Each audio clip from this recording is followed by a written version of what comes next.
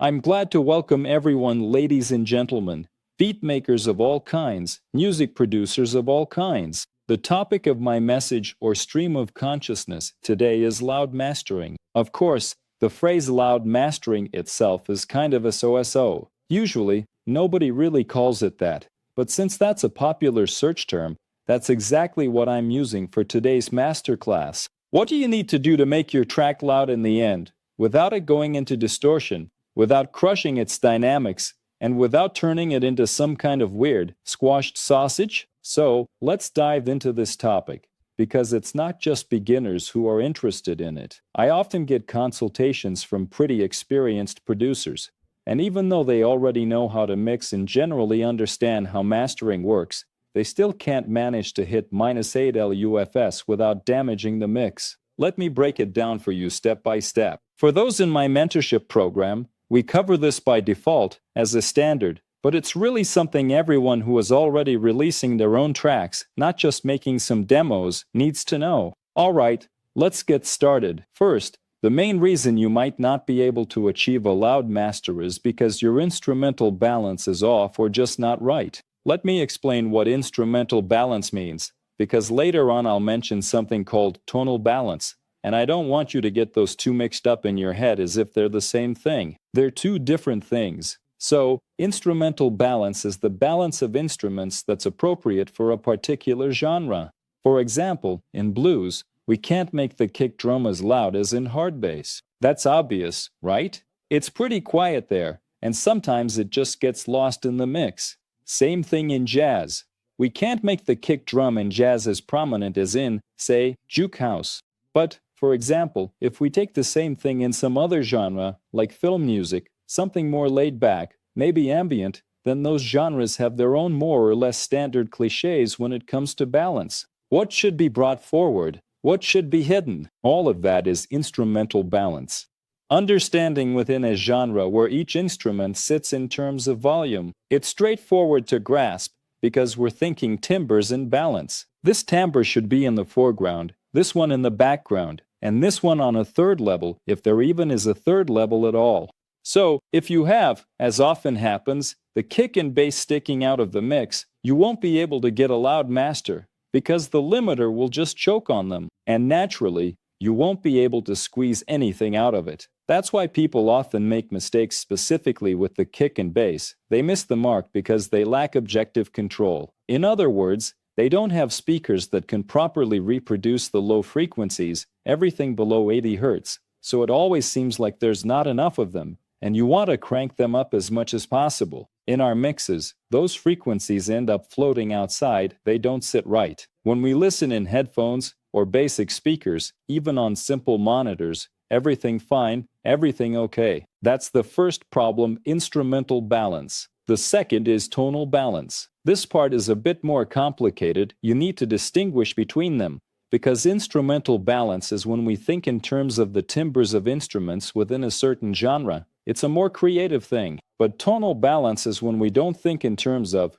this instrument has a cool timbre, let's bring it forward, or this instrument sounds kind of dull, let's push it back. Instead, we think in terms of frequencies. In other words, we use our ears to sense that some frequency is lacking, so that instrument needs to be made brighter in that range. Usually, tonal balance is achieved more through equalization, because with faders we're mainly adjusting the instrumental balance, and then we use equalizers to fill in those gaps. And the easiest way to imagine this tonal balance is, for example, if you've ever seen acrobats standing on each other's shoulders to form a tall tower, like a really high pyramid, and all of them have their center of gravity distributed correctly. If any one of them shifts it even a little, say, puts too much weight on their left heel or on their toes, they could lose their balance, and the whole acrobat tower could collapse because of that. So, tonal balance is pretty much the same thing, but with frequencies. For example, when one instrument supports another at frequencies that might not be typical for it,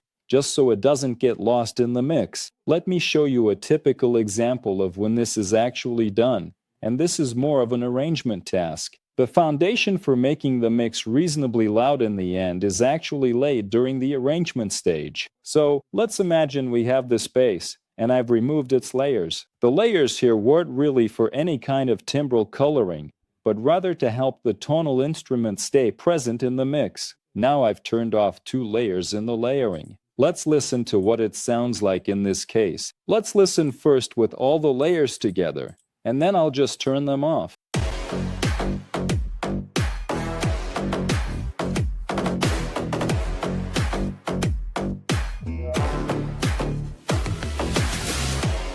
This is a G-House genre track, and it's actually convenient to show you all the benefits of high loudness here. So, after that, I just turn off these 2 layers. The volume is exactly the same. I haven't changed anything with the faders. It's just that now there will be a dip in the frequencies because I turned off those 2 layers.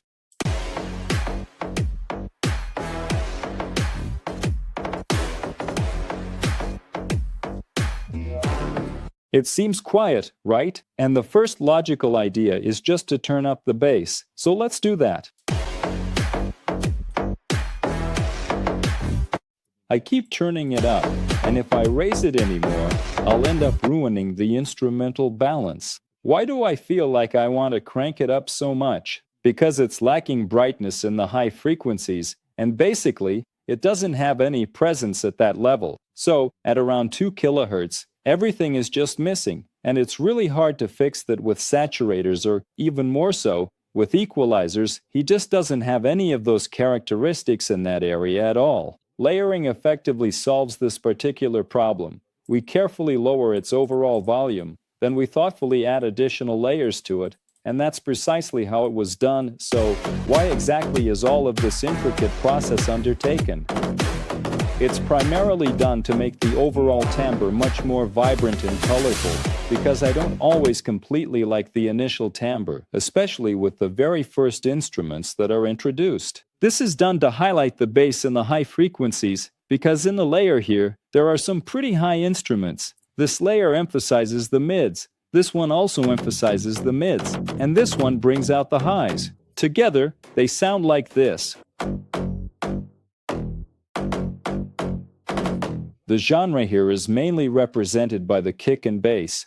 It doesn't really have any leading motifs that could fill up this spectrum, which would naturally have holes if it was just the bass on its own. This, my friends, is tonal balance, and you need to start thinking about it already at the arrangement stage. If we realize that our texture is missing some mid-frequency instruments or high-frequency instruments, then our mix will always be lacking in those areas. As a result, we won't achieve proper tonal balance, and without proper tonal balance, that's it, goodbye, you won't get the loudness you want. Here's your answer to what this is. Sometimes we highlight certain instruments with others, layering them at 100% just to achieve presence in other frequency ranges, so there are not any dips there. That's actually why layering is often done in general. So, what's our next idea? Let's keep going with tonal balance. If you've read about an interesting study called the Fletcher-Munson curves, or if you just look it up, you'll see on the graph that human perception of loudness is nothing like, say, a peak controller here, which just shows peak loudness the way a computer sees it. The human ear perceives loudness in such a way that the low frequencies always sound not particularly loud, even if you really boost them. Everything below 100 Hz will seem, well, kind of average or quiet, and so on. So, what do we actually perceive as loud? We perceive the range from 2 kHz to 6 kHz as loud. Basically, that's the area where everything whistles and hisses. It's that sibilant zone. It also contributes to harshness, if not sibilance specifically. In English, it's called the harsh zone. So, it's somewhere between those 2 points, and that's the range we perceive as the loudest. If your mix doesn't have enough of it, you can say goodbye to loudness. No amount of mastering will help you. But there are genres, like this one, where at a genetic DNA level, there just aren't any instruments in that range. Here, we only have the bass playing, so we have to compensate using layering. And due to this, we mask the failure here. That is, I suggested the idea of the tonal balance to you. That is, this is such a frequency balance in the mix, no matter what your mix is, and this is already clogged at the stage of arrangement, very particular stages of the meeting, then these jams cannot be steered much. Well, by 20% you can come up with something there, but not globally. at the mastering stage. Especially there you can choose 10% put forward from all this. So, we figured out with the tonal balance. Let's move on. These are conflicts and resonances. So if you have unresolved conflicts in the mix, and you have a kick drum conflicting with the bass, there is a kick plus low-end bass. You have a conflict with some leading theme of the melody. For example, you have some kind of assnare there is very unstuck, so very noticeable, and it buzzes in you because it conflicts with some pad the same, which is heavily inflated in this area. It all makes itself felt at the stage when you try to make the mix loud. That is, it all starts to fall out of the mix. That is, all the non-conflict zones. When the instruments don't sit like that in each other, it all immediately starts to make itself felt when you raise the knob and the limiter. How to do this in general, this is a whole separate lesson. That is, in my mentoring I practically devote a whole module to the fight against conflicts. That is, unmasking some instruments. Here you don't need to unmask everything either. You need to understand that unmasking. Some instruments sound good under masking, this is good, and some are downright bad, they get this feeling of stuffiness, and you need to solve this problem through an equalizer, or you need to solve it through some kind of spectral sidechain with the help of some kind of CUS or with the help of a track spacer, so that right in real time it makes a hole in the spectrum of another instrument, that is, in the area in which it sounds itself. So it's clear with this, that is, our third factor is conflict. The fourth factor is what? So that you don't have too much dirt of everything that is below 35 Hz. They are first of all, that is, our bass always flies into overdrive the most, which is kind of strange. A person perceives volume through a larger area where it is convex, as drawn on the Fletcher and Munson curves, and in overdrive according to the limiter. Everything flies everything that is below 100 Hz. Basically, that is, if you listen carefully to this overdrive, you will notice instruments like kick and bass. That's what we do. The first way, we need to check in general what is happening in our mix at a quiet volume. That is, this is a way of checking, when we can immediately notice there that some instrument flies out, because very often our own acoustics, our own some kind of control deceives us, and it seems to us that everything is fine, while they are all fine. So we take that stereo out knob from the master and we'll start raising it quietly, like this, by a millimeter. We should get the impression that all the instruments are sitting inside each other. There's no upstart here. We need to make sure that all the lows are cut off, at least at 30 Hz. I have all the kick bass automatically here. In my template it flies to the low end, and let's cut the low end, so for our complete peace of mind we'll cut it somewhere around here at 32. You can even assure us of this. We'll check it through something else, but I'm in headphones now. Because I'm broadcasting, we'll check it through Realphones. You can try again. That is, we solved the issue with all the upstarts here, namely the main focus on kick and bass, because due to the fact that most of us there don't have any far-field monitors that reproduce everything there from 25 some PMC for 4 million, well, accordingly, we simply don't hear it. We don't feel it at all. It seems that we always have just this is missing, and let's also do this check, and I generally recommend doing it already at the arrangement stage. That is, do a test volume overclocking to understand whether everything is adequate with your moaning balance, whether everything is adequate with your instrumental balance. How to do this? Open Pro L. The limiter is wonderful, and it has this earphone here. It allows us to take and listen to overdrives, everything that is cut off by the limiter, roughly speaking. This means that we will now understand which instruments are in overdrive. That is, we turn it on like this. There is nothing. Yes, well, because we did not increase the gains. That is, catch, we start to increase the gain and we'll focus on the loofahs. I want to do, for example, somewhere -9 loofahs. This is where my favorite is, my favorite volume. Let's now see how it behaves on the integral. This is more of a quadratic value. It captures more seconds and the subshot. How to be more accurate on average. We will reset and let's count. And now we listen to the headphones. Press. See what's happening here. That is, we have bass coming out.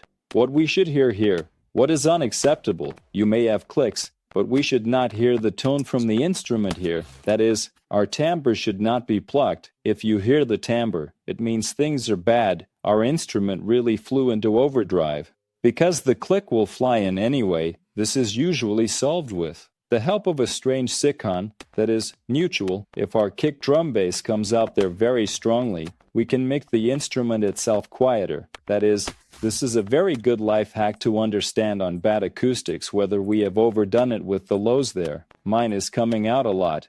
You can also quietly lower the snare. Well, in this case, but ideally it should be thrown from its sidechain there towards the tonal instruments so that it makes a hole in them and slips through spectrum, so that it discharges a little. That is, a lot comes from the snare. We hear a lot of timbre from the bass, so let's cut it here too. Give it a low cut. So this is the first thing we should pay attention to here. Then a good way is to initially cut the lows on the master, and then take and cut in the side mode. That is, cut off all the sides that are somewhere up to 80 Hz, like this. That is, we cut off the entire side component up to 80 Hz from the bass, and thus our limiter will choke a little less on these basses, because it mainly chokes on them all. Listen to how we have it. There is less interference.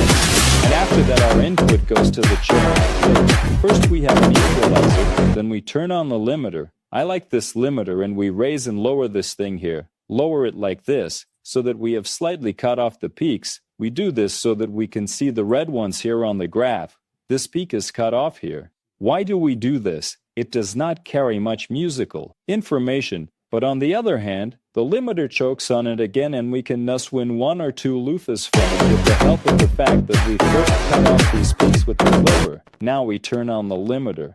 Because the clipper cuts them, we can even stronger means, in general, like, you see, we don't have any sound here. That distortion has come. Because it doesn't receive distortion, we cut them too much with the limiter. If I take, for example, remove it, then now more distortion will creep in, turn it on, and it becomes less. So we figured out what we do. We take, again, simply turn on the limiter, and we can even raise something a little more for ourselves, because we've made a little reserve. You can increase the volume a little. I'm demonstrating a loud master to you on this genre, all these methods, because this genre, it is, so to speak, not conducive to volume. You must understand that all bass genres, the more this sub is required from the bass genre, and the less high-end instruments are required. They are the least convenient in accelerating the volume. That is, if you write in the boom-bap genre, for example, where such a fat bass drum sounds, I'll play it for you now. You write in the hard bass genre, there it is immediately very, I tell you, difficult to increase the volume. Because the tonal balance is strongly skewed towards the bottom and there is not enough support just in the area of these Fletcher and Munson curves, where from 2 to 6 kilohertz, and accordingly, you kind of increase the mix like this. That is, it grows like this. Instead of increasing it like this, it's easier this way to achieve volume. It grows in your limiter like this, naturally. It's very, very difficult. Let's have these kick drums. You have boom bam there. And you also have a Horse 808 playing there. Good ones, most likely. You can already stop at 9 in Sato. That is, further on something insane will begin. Many will ask me, what about dubstep? Dubstep is also a low genre, but it is accelerated to -4 loofahs or there to -5. Dubstep, despite its powerful clipped lows, it has a lot of presence in the area of precisely harsh ones, where we have a bulging graph on the curves of Fletcher and Munson, so it is easy to scale it in volume. In fact, this genre is quite even in terms of tonal balance. But what I am showing you now is such a crooked genre. Their boom bam is also a crooked genre, hard bass too, and so you should roughly understand with how far should they be raised. How do you understand how far the volume can be adequately reached? Look at the references. Set a reference and measure how many loofahs you reach in your genre. I'll also show you how to determine if your tonal balance is okay. Put some kind of tonal balance plugin on the master or the coins channel. So, the tonal balance is okay. Despite the genre not being quite tonally balanced, you can clearly hear that the highs are missing. We were still able to squeeze out -9 loofahs from it. If you add more, for example, Presence at frequencies of 2 to 6 kHz. You can squeeze out -7 loofahs from it. If you clip it more strongly in some genres, this is acceptable. For example, in drama bass, in dubstep you can make it -5 loofahs. But if you're some kind of hero in these things, yes, and then you can get -4 loofahs. To bring it to completion, I have some. When I mix dubstep, I sometimes manage to make it -4, so that it sounds adequate and as if nothing terrible happens. We just also pay attention to the dynamics, because if your genre allows for flattened dynamics, okay, push it there to -5. Here dubstep drama bass allows it. But if you are not quite in some acoustic genre, you write there rock and roll, jazz, blues, some acoustic pop, then, well, naturally, you will not succeed, you will. Turn your entire track into sausage, and again, most likely, you will stop there at -9, at -8 loofs. Well, at -8 they can survive, because less bass genres are not the same as this, and I think, in principle, I explained to you how to do this, which means several factors. This is instrumental balance, tonal balance, the absence of conflicts. We solve this there with the help of equalizers and with the help of spectral sidechain, and then the very, very dirt. Everything that is less than 30 Hz is cut off. If we want it even louder, we cut it even more. And in the chain for acceleration, we have an equalizer that chops off low frequencies. That is, I'm not touching on such real things. Right here, the master is somewhere there. We tweak something. That is, we do something as needed. Here mastering is precisely for volume acceleration. Then a clipper to cut off the peaks so that the limiter chokes on them a little less. Everything in then. There is a limiter. This is the method of volume acceleration, such a chain. I teach this in more detail in my mentoring. If, dear friends, your task is there, your ambitions do not stop at the level of some beats. You really want to write music seriously devote some life or part of your life to this, then sign up for my mentoring, and we will go through not only these various moments related to mastering, we will go through mixing, arrangement, and music theory with you so that you have the strongest framework and knowledge so that you can do what you want, and in good quality, and a lot, as you already understand, actually grows from arrangement, and not from mixing and not all these tricks. How to make a track loud. That is, you may have come to this video by a keyword. That is, you were looking for tricks, but a lot of great results are achieved not from here, but are achieved from such deeper things as arrangement. You see, we got into laying there. I showed you. If you don't quite understand this, sign up with me. And arrangement takes its roots from music theory, so you need to know this too. What we have is that music is such a nonlinear subject. There are nonlinear subjects. There are linear ones. So when you want, for example, to learn the history of the Napoleonic Wars, you just learn the Napoleonic Wars and you become and these are specialists. But if you want to learn integrals, you can't just rip out the integrals and learn them, you'll be in. This specialty, you need to learn the multiplication table, factor all this stuff out of brackets, and so on. Study algebra for 10 years. Then you get something there at the highest level. It's the same with music. That is, it's a linear subject and a lot is taken from the basics. They come from these little things, chains that are shown somewhere on YouTube. How to speed up your track. How to write something. A lot lies at the level of arrangement, 80% of your success. But I hope you understand all this. All the best to you.